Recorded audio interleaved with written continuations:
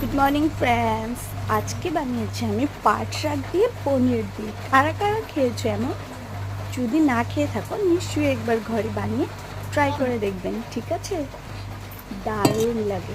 আর যদি তোমরা চাও পেঁয়াজটা না অ্যাড করতেও পারো, আমাদের ভালো লাগার জন্য আমরা দিয়েছি পেঁয়াজটা ঠান্ডায়, কিন্তু তোমরা নাও দিয়ে।